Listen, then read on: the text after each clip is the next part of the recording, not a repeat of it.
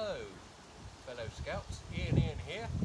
Today we are going to be talking about camp knives, one of the most useful things which we have on camp.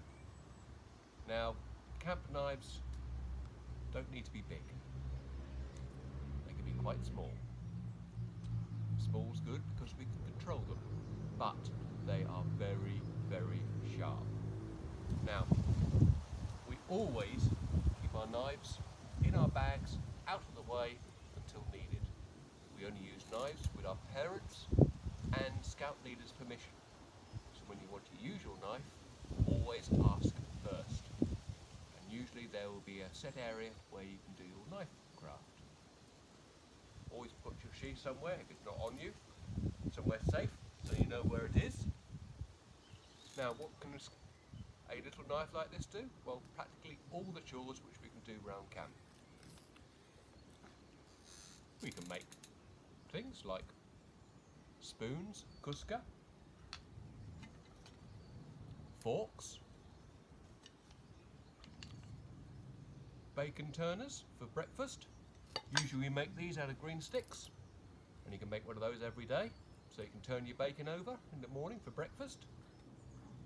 We can even make a knife, a butter knife, or it could be used as a small palette knife.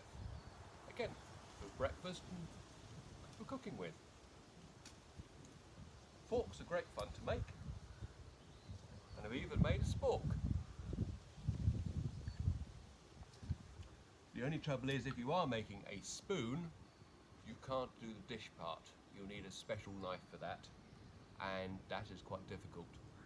So I would start off by making something like this first, and then progressing to a fork. They're very, very easy to do. Now, if you're doing your knife craft in the hall, I recommend having a small piece of board like this. I've got a couple of holes in this for a couple of reasons. One, if it's on the ground, whatever you're carving can rest in the notch of the hole to make it easier to work. But also, you can make this into what they call a Swedish lap vise. Here's one I made earlier. All it is basically a looped piece of string. You've got your rope that goes through it, like so, with a loop on the end. You put that through, and you adjust the length of the rope to the size of chair which you're using. In this case, my camp chair, and a loop like so. And I put that between my feet, like so. Put my feet together, and I put them onto my lap. That's what I call a lap vise. Then, whatever you're carving, you can put under the rope, and if you spread your feet apart, it clamps it nice and tight. Now, whenever using knives, it can be recommended to use a glove in the holding hand, not necessarily in the knife hand, because you have control of the knife itself. But if you slip, etc., things can get very messy. We don't want that. Just ask your first aider. So, nice gardening glove, and then you can actually do some nice carving, like so. And complete control. Notice I'm always moving away from the body, not towards the body. Always do that. And always make sure that there's nobody around you. If there is somebody around you, make sure that they know what you're doing. There's no point somebody accidentally having a game or something and coming into your area, and well, they will get hurt, and you may get hurt as well. So as you can see here, I have a roped area for doing this, like so. And if you want to then put the knife down, put it somewhere safe, then you put your feet together, you can undo that, like so. That's just lap vise. But what else can your camp knife do? Well, when we're processing wood for our fire, big wood down to small wood, but sometimes we want really small wood for actually getting the fire going. That's where our camp knife can come in. If we kneel on the ground,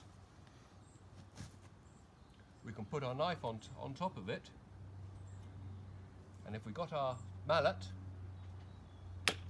we can cut through the wood, and we can make really, really small pieces of wood, little bits of kindling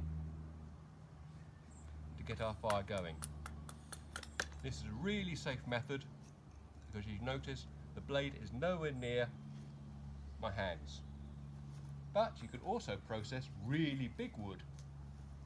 See if I can find a nice big piece here. Here's a big bit. Will my knife, that knife, go through that? Well, we'll see. Put it on top, use your mallet,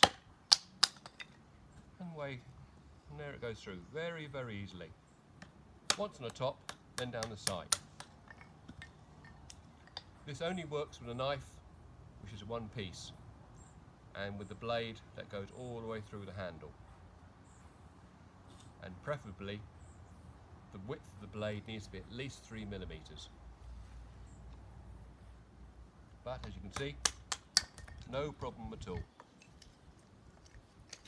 Great for processing wood. Here's a big bit. Will that go through there? Yep, no problem at all. And this is far easier and safer than using your axe. Just by using a small camp knife. Now, justification for using your camp knife. As you know, there are knife laws in this country.